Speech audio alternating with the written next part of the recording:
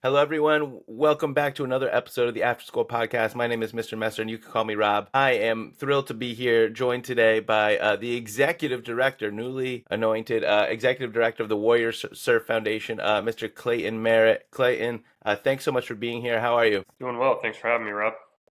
You know, one of my favorite things about starting this podcast journey is to learn about initiatives that's just never hit my radar yet. And, I was happily to be connected with you and do a little bit more deep dive of what you guys are doing there at the Warrior Surf Foundation. I'm really, really excited, not only because it exists, but to dive a little bit deeper with you so we can kind of put more highlights on it and more eyeballs on what you guys are doing.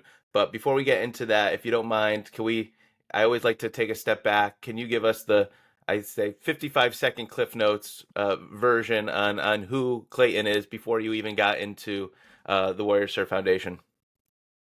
Yeah, sure. Well, I grew up in Sumter, South Carolina, not far from where I am now in Charleston. Went to college and just couldn't afford it, so dropped out, joined the Army.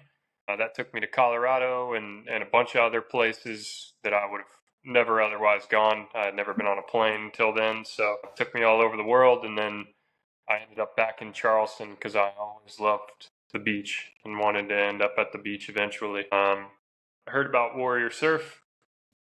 Took a lot of convincing to get me out there because I was over the military thing and didn't want to be around a bunch of military people at that time in my life. And when I finally got out there, I was hooked immediately. I caught one wave, and they haven't gotten rid of me since. So Mm, that's how I ended up where I am now. that's awesome. Super cool and very, very concise. I know that's an unfair thing to ask someone to, summarize many years in just a few seconds. But quickly going back, you mentioned you dropped out of school to join the Army. Going back to, your elementary, middle school, high school days, was school something like what kind of a student were you? Were you just kind of going through the motions? Did you enjoy school? Are there good memories when you look back? I'm just curious. The teacher uh, entrepreneur in me always likes to look back to see if there were any clues that were left back in those days. So I'm curious. I know you ultimately dropped out, but how are those memories when you look back on it? Yeah, I actually was a good student. I did well. I always had a pretty good GPA. I would say from middle school through college, it was somewhere over a 3.5. And when I went to college, I did really well.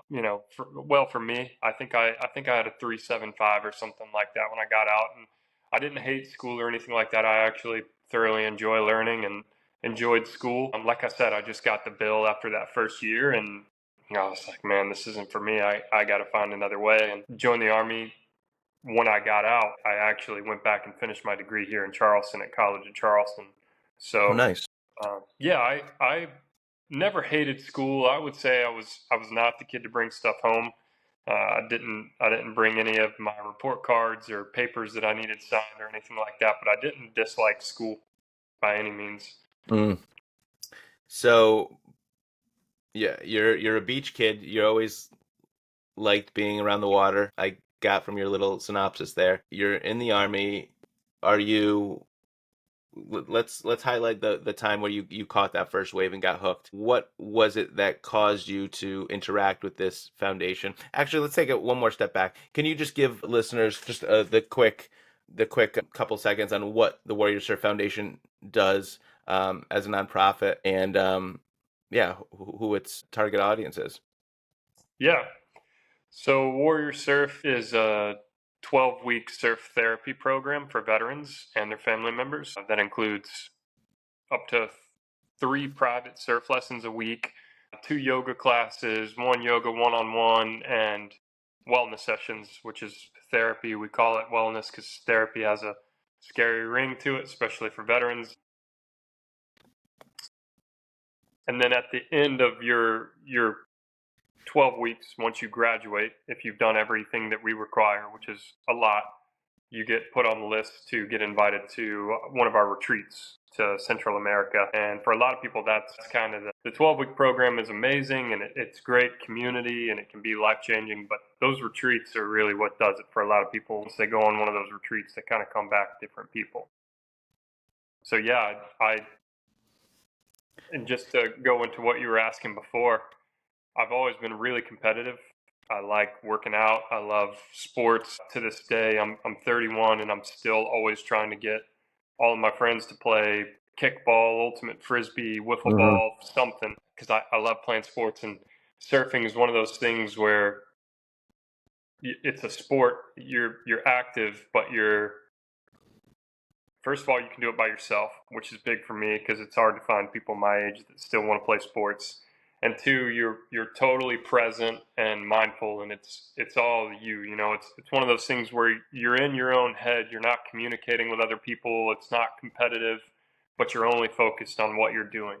100% of your attention is focused on surfing, and that first wave, that was the realization for me. I think it's kind of mindfulness and being present are kind of buzzwords right now.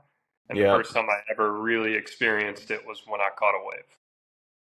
that's fascinating because it sounds so true. Like especially in like this day and age, we're just like at any given time we're just like overwhelmed with dings and buzzes and like so many things fighting for our attention. So it seems so peaceful, mindful to be focused on one thing. And you mix in just you in the water with that and maybe some sunshine. Like it's just a recipe for an amazing experience. How many people do you know how many people have, and this started in 2015, right? That's right. 2015, so almost 10 years now. Do you know how many people have gone through the program? I think we're pretty close. Don't know the exact number, but I know we're pretty close to 900, if not over. I've gone through the 12-week program. And that's amazing. That's a lot of people. That's a lot of lives. And do you find that many people that start, I know you have the retreat at the other end, but do most people that start this journey kind of go through and make it to the end, or there's a little drop off for whatever reason? Yeah, I mean, we it really depends. It's something that kind of changes year by year. We always shoot for our goal the last couple of years has been an 80% graduation rate, which if you Okay. look in it to any other therapy programs is insanely high. Most therapy programs, especially for veterans, will have success rates. I don't want anybody to come at me for this, but I think they're in the single digit percentages for completion rates. They're pretty low. And ours has fluctuated around that 80% mark. One thing that kind of contributes to the dropout rate further in the year is when people have to start wearing neoprene. The water does get cold here. When you can't just go out in your bathing suit and surf with us, it changes things. You know, getting in and out of a wetsuit is pretty difficult. If you start later in the year and toward the end of your 12 weeks, you're having to put neoprene on and take it off every time. That can keep people out of the water for sure. Interesting. I mean, that makes a ton of sense. So I think I'd be remiss if I didn't talk about, the what some of the issues that your clientele are dealing with. It's the elephant in the room a lot. It gets blazed over a lot. The PTSD, anxiety, depression. How, first of all, what is there like a statistic or I don't want a soundbite, but something that we don't know. What's something that we don't know about these issues, whether it's a statistic or just what are we dealing with here? I'd hate to say that the general public doesn't know any of this anymore. I think we've done a really good job over the last 10, 20 years of bringing awareness to Mm. PTSD and unseen wounds, as they like to call it.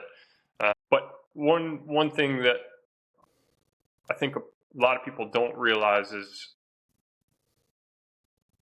we hear a lot of veterans say that they don't want to take a spot from other veterans because they think they don't deserve it or they don't have PTSD or these other issues. They want to give those spots to other people. But really, a lot of this trauma starts from childhood for a lot of people.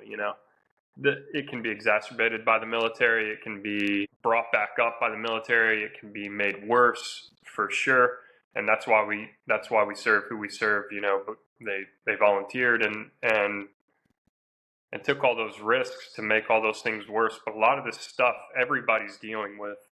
They just Sure. don't realize that they're dealing with it or don't have a way to address it. And so you have a lot of people that come through the program thinking, well, I just want to learn to surf. I don't need the wellness portion, or yoga's not for me. And sometimes that ends up being the part of the program that they appreciate or latch onto the most, the one that they thought they didn't want, or the one that they were saying they didn't need. For me, that was true. I love surfing. That's easy to love. Everybody wants to learn to surf. It's cool, but wellness was huge for me. And I came into it thinking, I don't have any of those issues. I don't need that. Mm. I'm just going to learn to surf, and I'll just do those because I need to for graduate. And yeah, so I would say who I'm talking to here is more the veterans or the family members that maybe think that warrior surf isn't for them because they're not dealing with some of the stuff that other veterans are that have been on multiple combat deployments or something. Trauma is different for everybody. It's relative.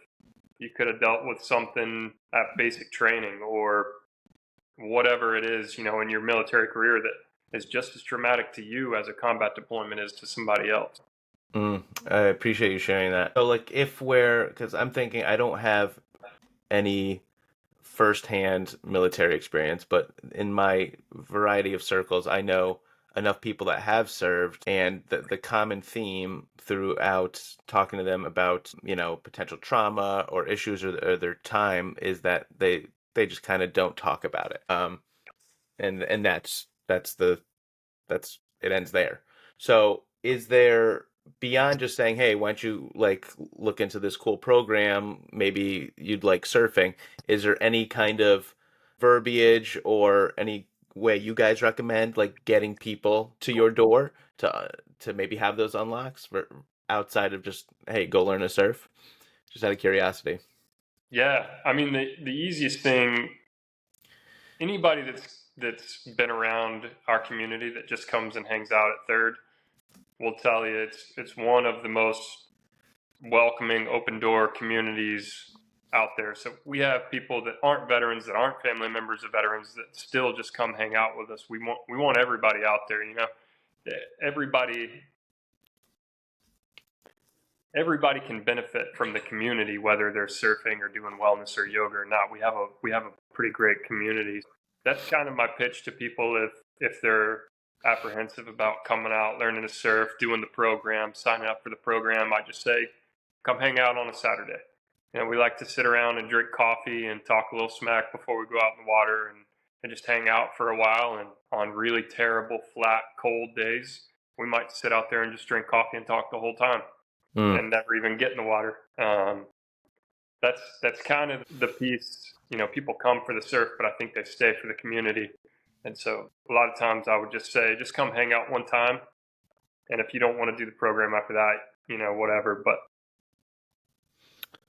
That's awesome. And you guys, like, just diving in a little bit, your community, like, and the collaborations you've done, like, you guys are all over the place. I saw some movie festivals and pickleball tournaments, and you just collabed on a new beer with Palmetto, which is awesome. So how do you, is it just your community outreach with these brands and local institutions? Is it just organic? Do people go through the program? Like, because I feel like you guys are doing a fantastic job about like really getting like in the dirt in the community and putting on these events. So how do you guys go about it? yeah, I mean, one is we got a great team, like just really nose to the grindstone, like trying to help get the word out there and find ways to keep warrior surf sustainable. I can't say enough about staff and the volunteers that are and the ambassadors that are helping us out. Everybody is mission first, focused on the mission, what we're doing. But everybody knows that the only way we can keep doing that mission is to get really involved. And then the other piece of it is one of the things that makes Warrior Surf so special and so great, like I said, is the community. And, that's not just veterans. A lot of people think that I hear a lot of veteran organizations, they pride themselves on being all veterans, veterans for veterans, which is amazing. One thing that I think makes Warrior Surf different is we pride ourselves on reintegration. There's that transition from the military out of the military, and what the goal should be reintegration, right, back to society, uh, and getting to know civilians or people that aren't in the military or aren't part of the military community. And so us getting involved with as much as we can in Charleston and as many communities as we can in Charleston is just making our community bigger. And it's just reintegrating, anybody that's struggling for reintegration, it kind of forces their hand. They come out to do Warrior Surf and they just become a part of our large community, and that gets them involved in other communities as well. I love that. I really do. So remind me, what on the timeline, what year did you join on the team? I went through the program myself in 2019. As 19. soon as, 2019, went on one of the retreats early 2020, I think January, February, and then immediately just asked what I could do to help.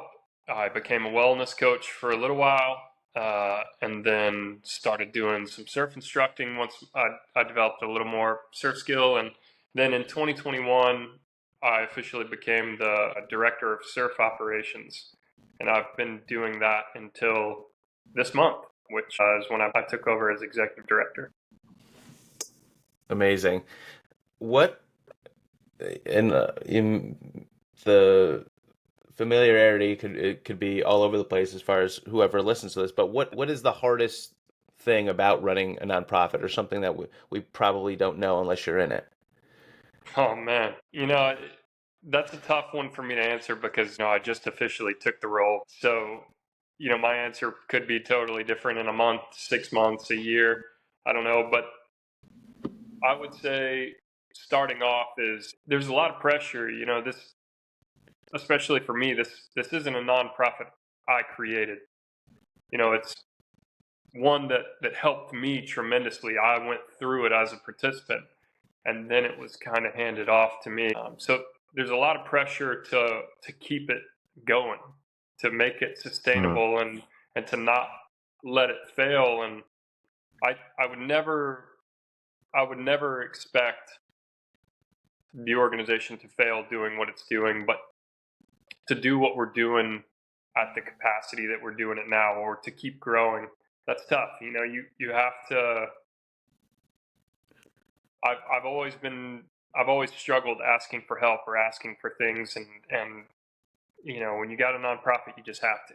You got to Yeah. go out. You got to say, hey, we need money. We have to have money to keep this going, and I think that's going to be the most difficult thing for me, is going out and just telling people we can't do this without your support, without your help. We need support from the community. Mm. And with that said, obviously the easy answer is just, cutting a check, but let's put that to the side for a second. If I'm a member of the community, or maybe I own a local small business, what are some ways, what are some avenues to help you guys out? Oh yeah, I mean, collaborations, fundraisers, like what Palmetto just did for us. That you brought that up. That was huge. It established a relationship with them where not only are they giving us some money for each of those Warrior Surf beers that they sold, but we're able to go out there and get the word out. So somebody that might have just been coming by Palmetto for a beer is like, oh, I've never heard of Warrior Surf. What is that? And those kind of collaborations can be really helpful. Fundraising events, just sponsoring fundraising events or hosting fundraising events for us, putting any kind of signage or more merch or whatever, just getting the word out. Those are all extremely helpful. We have so many events. We're constantly doing events, as you said. So we're always looking for volunteers for those events. Then just being a part of the community. I think everybody everybody brings something to the table to be a part of the community, just to come hang out. There's somebody that would benefit probably from talking to you. Mm. And I'm talking to anybody. Like I said, come hang out on a Saturday and just get to know everybody. And those are the big ones. I love that. Yeah, I was very, very impressed with all of the events. So yeah, if you're listening, definitely get connected. As far as, you mentioned community a few times, and it is the cornerstone of so many things. What does that word? A lot of people kind of just throw it around, but what does that word actually mean to you, community? Good question. I hear a lot of people throw the word family around, and I don't think it's family, because family is people that you're stuck with.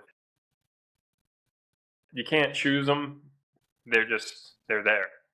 And community is, I guess it would be a family that you choose.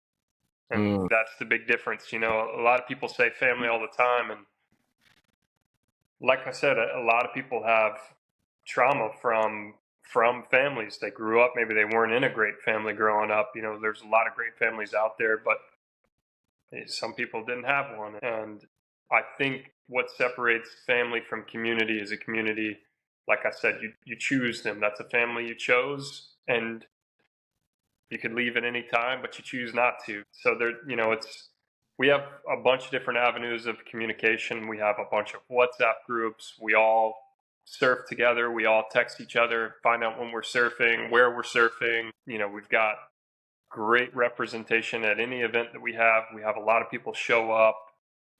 So yeah, I would say it's a family that you choose that shows up for you. I love that answer. I've never heard that.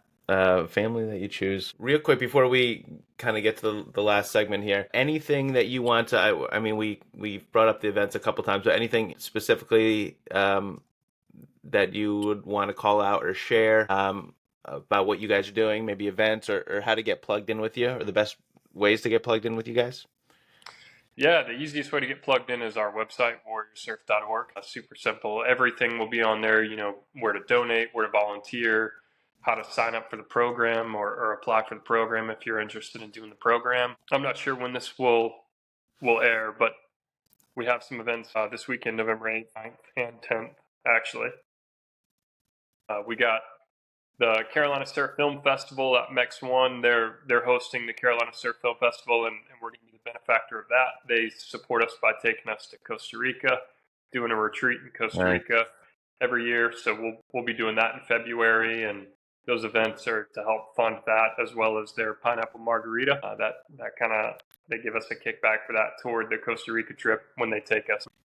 If you're thinking about drinking a margarita this weekend, go do it at Mex One. And then Sunday, Fam's Brewing here on James Island, there's an oyster roast for Warrior Surf. So those are kind of the big three events going on right now, and then we'll kind of shift our focus toward our retreats.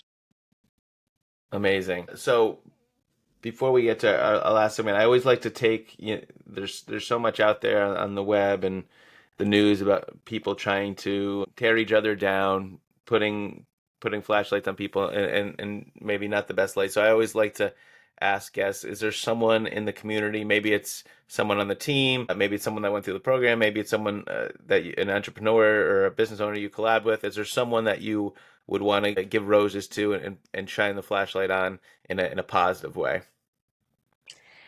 Oh man, there's so many. Yeah, one in particular, huh? Let's think.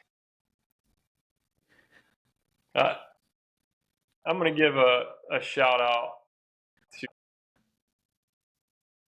the guy that's taken my role. Actually, Josh Suggs is his name. He's moving in as the new director of surf operations, and yeah, he's just killing it. He's developed the most personal relationship with everybody that he's met going through the program, and he's started doing this thing. We hold graduation ceremonies for everybody, and in years past, we've just kind of read out the names and handed them their graduation certificate and grad bags. And he just came in and started doing like a 2-minute speech about everybody, so about his Oh, that's personal nice. relationship with them and saying nice things about them. And it's just totally changed graduation for us. And it just shows you how much he truly cares about what he's doing. So give a shout out to Josh.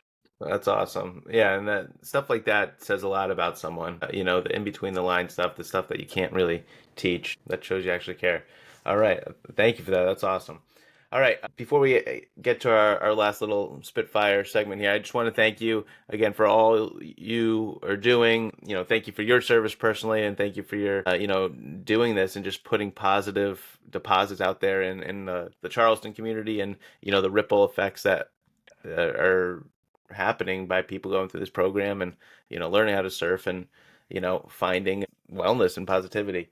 So, and thank you for your time coming on and sharing your story here. So this last segment, I call it micro macro spitfire. So I'm going to just throw a whole bunch of questions at you super fast. You can answer general in the macro, or get your microscope out and elaborate why you're answering what you're answering. So here we go. Micro macro spitfire with Clayton Merritt. Here we go. Favorite teacher you had growing up and one reason why? Sorry, you cut up a little bit there. What'd you say? Favorite teacher you had growing up and one reason why? Oh, favorite teacher. Miss Tisdale, second grade teacher. She always had a smile on her face. I never remember her being angry. Amazing. Favorite concert you've ever been to? Ooh, probably Tyler Childers at Red Rocks in Colorado. Oh, Red Rocks is so beautiful. Yeah. Favorite TV show? I really like Peaky Blinders. What's your favorite underrated place in Charleston to visit? People are coming into Charleston for a day. Where should they go? Oh man, Bowen's Island, right off What, Folly Beach. what's your favorite place to surf? In the world? Well, yeah, let's do world and local.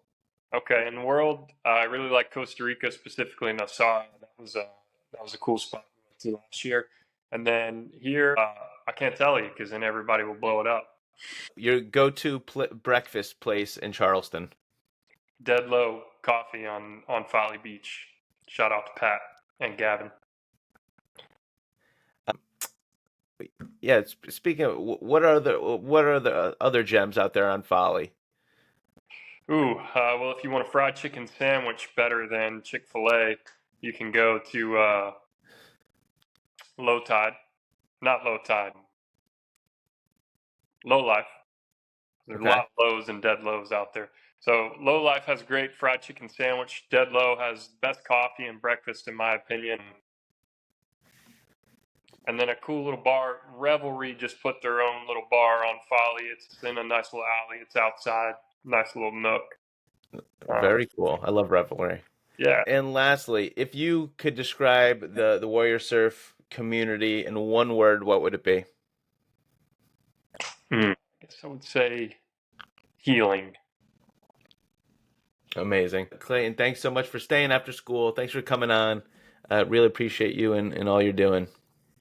Thanks for having me, Rob. Thanks for helping us get the word out. All right. Have a great one. Have a great few events and a great winter season here. You too. We'll Thank you. talk soon.